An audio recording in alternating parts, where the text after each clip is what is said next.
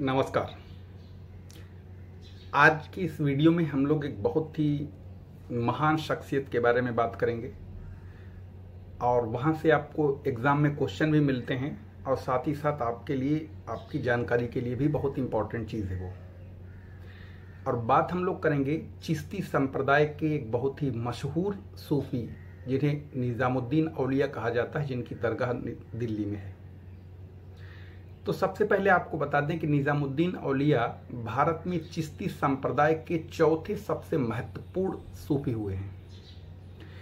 अगर हम लोग सबसे इम्पोर्टेंट की बात करते हैं तो सबसे इम्पोर्टेंट यानी नंबर 1 पर आते हैं ख्वाजा मोइनुद्दीन चिश्ती, जिनकी दरगाह अजमेर में है। उसके बाद आते हैं बख्तियार काकी, फिर आते हैं बाबा फरीद शकरगंज, जिनकी दरगाह पाकपटन पाकिस्तान में है। फिर उसके बाद आते हैं निज़ामुद्दीन औलिया, यानी निज़ामुद्दीन औलिया चिश्ती संप्रदाय के चौथे सबसे महत्वपूर्ण संत सूफी हुए हैं।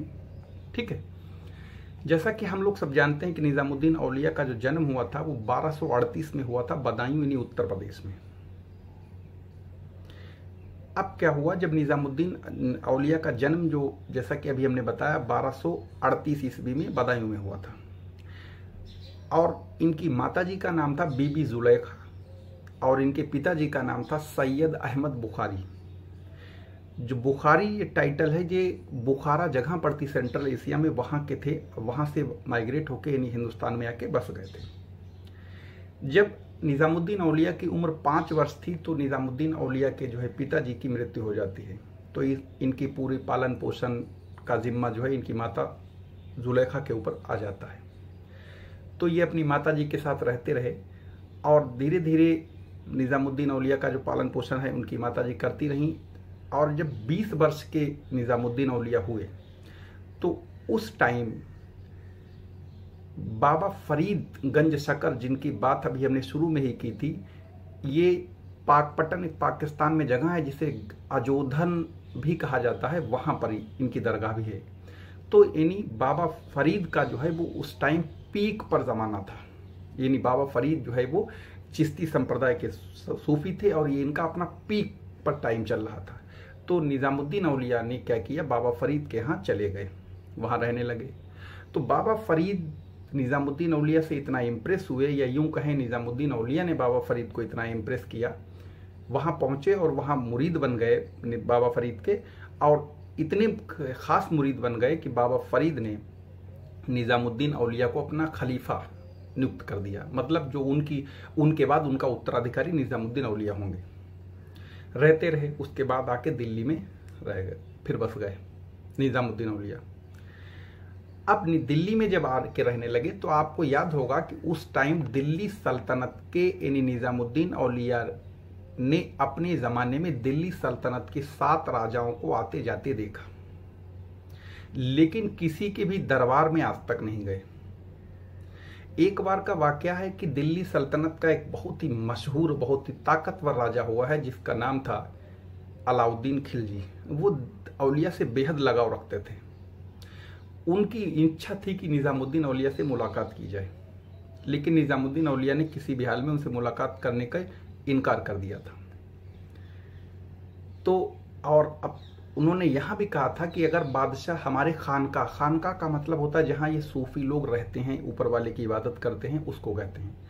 तो जब कहा कि अगर हमारे खानकाह में 2 दरवाजे हैं, अगर राजा एक दरवाजे से बादशाह आएगा तो दूसरे दरवाजे से हम बाहर चले जाएंगे।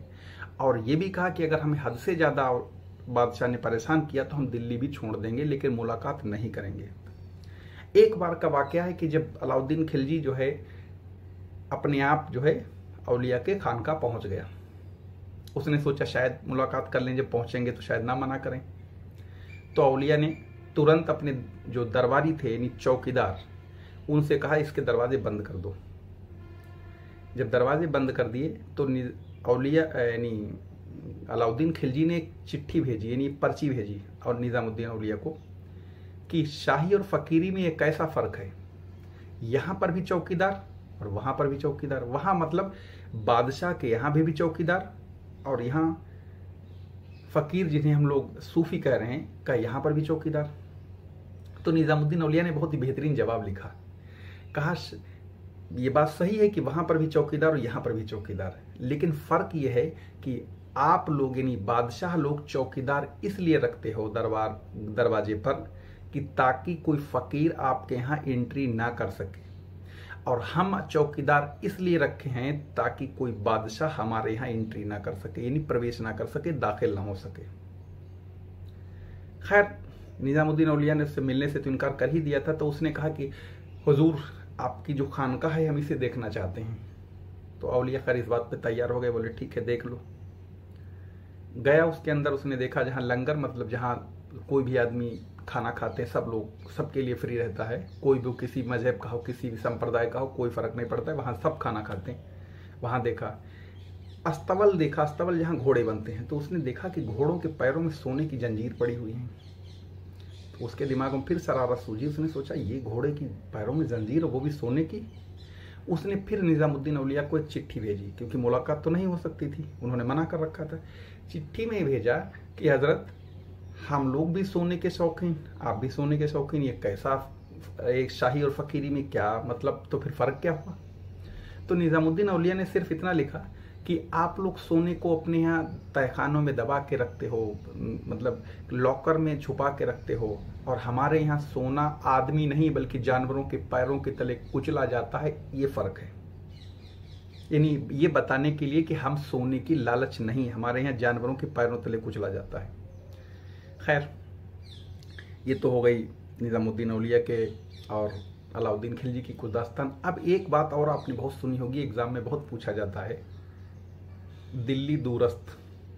दिल्ली दूरस्थ, इसका सही शब्द जो था फारसी में हनूज दिल्ली दूरस्थ, मतलब दिल्ली अभी दूर है।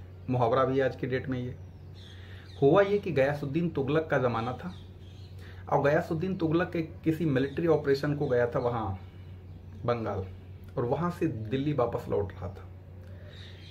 एक तो वो ऑपरेशन में उसको सफलता मिली, कामयाबी मिली। दूसरी बात, उसका पहले से निजामुद्दीन औलिया से 36 का आंकड़ा चल रहा था।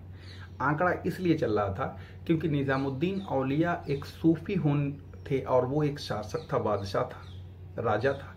उसकी फैन फॉलोइंग इतनी दिल्ली में नहीं थी जितनी कि लोग औलिया को चाहते थे। तो इस बात से उसे बड़ा चिड़न होती थी कि हम एक राजा हैं, हमें लोग नहीं तवज्जो देते हैं, औलिया को देते हैं। तो उसने क्या किया, रास्ते में एक अपना दूत भेजा दिल्ली, और उससे कहा कि कह देना निजामुद्दीन औलिया से कि हमारे दिल्ली पहुंचने से पहले दिल्ली खाली कर दें औलिया, इसी में भलाई है, नहीं तो अच्छा नहीं होगा।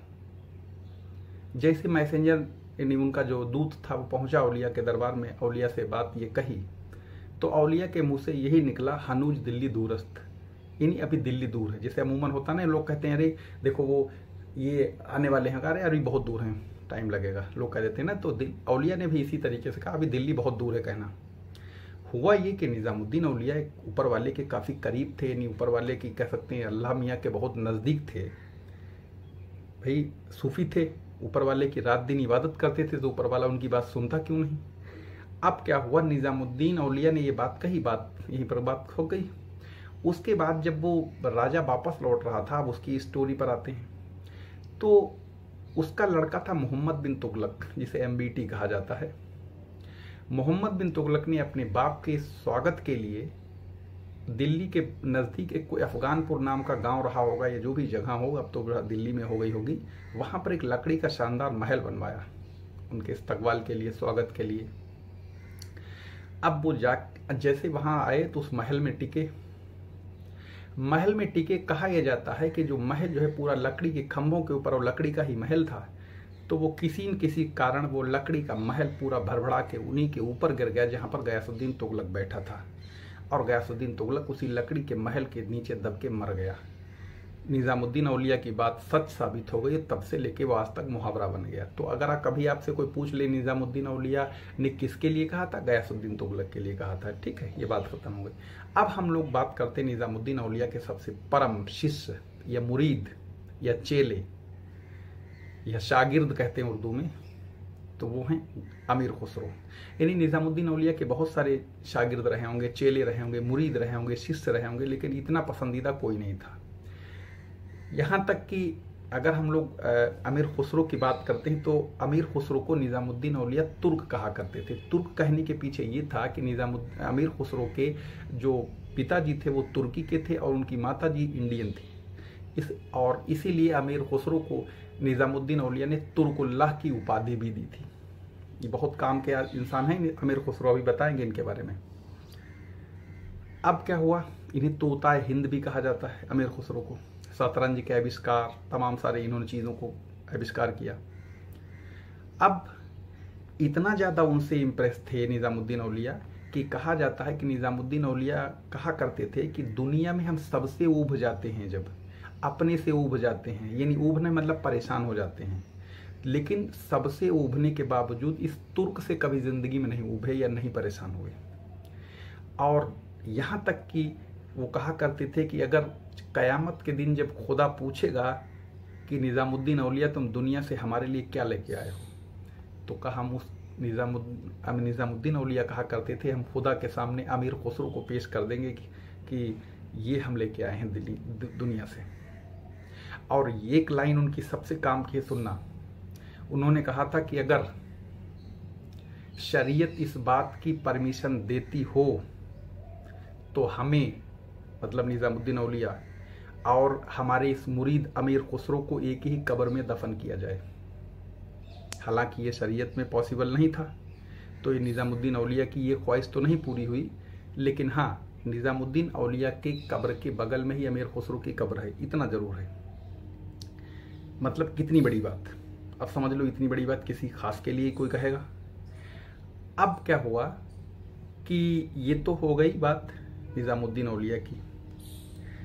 अब क्या हुआ कि जब निज़ामुद्दीन औलिया की 92 वर्ष की अवस्था में मृत्यु हुई दिल्ली में, उस टाइम अमीर खुसरो बंगाल में थे, यानी उनके पास में नहीं थे। जब अमीर खुसरो वापस आए, उन्हें पता लगा कि औलिया की मृत्यु हो गई, तो जाहिर सी बात है इतना जब जिस इंसान से लगाव होगा तो बेहद परेशान हुए होंगे। और उनकी मृत्यु का समाचार मिलने के कुछ ही दिन के बाद इनकी अमीर खुसरो की भी मृत्यु हो गई। यानी अगर हम लोग निज़ामुद्दीन औलिया और अमीर खुसरो दोनों की मृत्यु का टाइम देखें तो 1325 का है। यानी निज़ामुद्दीन औलिया का जन्म 1238 में बदायूं में हुआ था और इनकी जो मृत्यु हुई 1325 में हुई, दिल्ली में हुई। और निज़ामुद्दीन औलिया की मृत्यु के कुछ ही दिन के बाद जो है वो अमीर खुसरो की भी मृत्यु हो गई। जब अमीर खुसरो बंगाल से आए, उन्हें पता लगा निज़ामुद्दीन औलिया की मृत्यु हो गई, तो उन्होंने एक लाइन कही थी, वो लाइन बहुत ध्यान से सुनिएगा। उन्होंने कहा था गौरी, ध्यान से सुनिएगा, गौरी सोबे सेज पर मुख पर डारे केस, केस मतलब बाल, चल घर खुसरो अब सांझ भई चौदेस। यानी एक बार फिर से सुने, गौरी सोबे सेज पर मुख पर डारे केस, अब घर चल खुसरो सांझ भई, इन सांझ मतलब इवनिंग, यानी शाम हुई, सांझ हुई चौदेस। यानी गौरी सोबे सेज पर मुख पर डारे केस, अब घर चल खुसरो सांझ भई चौदेस। और अमीर खुसरो की भी दरगाह, जैसा कि अभी हमने शुरू में भी बताया था कि हजरत निज़ामुद्दीन औलिया के बगल में ही है। ठीक इसी तरीके से अब आपको एक कंपेयर बताते हैं। जैसे निज़ामुद्दीन औलिया के चेले यानी मुरीद यानी शिष्य जो यानी शागिर्द जो है अमीर खुसरो की दरगाह, उनकी दरगाह के बगल में ही है। ठीक उसी तरीके से ग्वालियर में तानसेन जो है, जो कि मोहम्मद गौस के चेले थे या मोहम्मद गौस के मुरीद थे या मोहम्मद गौस के शिष्य थे, उनकी भी समाधि वहीं पर है। यानी कि तानसेन और मोहम्मद गौस की कब्रें भी ग्वालियर में अगल बगल हैं। इसी तरीके से निज़ामुद्दीन औलिया की भी कब्र और अमीर खुसरो की भी कब्र अगल बगल में है। और अमीर खुसरो को तोताए हिंद कहा जाता है। इनका जन्म एक पटियाली जगह पर, गांव का नाम है, जो आज की डेट में कासगंज में है, पहले एटा में हुआ करता था, वहाँ है। इनसे कई बार एग्जाम में पूछा भी गया है। इनको तोताए हिंद कहा जाता है। खड़ी बोली में इनका बहुत बड़ा रोल है। शतरंज के आविष्कारक हैं। यानी बहुत अहम शख्सियत थी निज़ामुद्दीन औलिया तो थे ही थे, वो तो उनके तो बारे में हमने बताया ही, लेकिन अमीर खुसरो बहुत ही मतलब ऊंची शख्सियत थे और उन्होंने उनका बहुत बड़ा रोल है। जैसे कि अभी हमने बताया हिंदी खड़ी बोली में आपका शतरंज में इनको तोताए हिंद कहा जाता था, एक बहुत ही उच्च कोटि के कवि भी थे। तो ये थी कुछ जानकारी। हम लोग फिर किसी नए पर्सनालिटी के बारे में किसी फिर नए वीडियो में डिस्कस करेंगे। लेकिन आप लोग इतना ज़रूर बताइए ये आपको कैसा लगा, एग्ज़ाम के पॉइंट ऑफ व्यू से भी और आपके वैसे भी जानकारी के हिसाब से। मिलेंगे फिर किसी नए वीडियो में। धन्यवाद।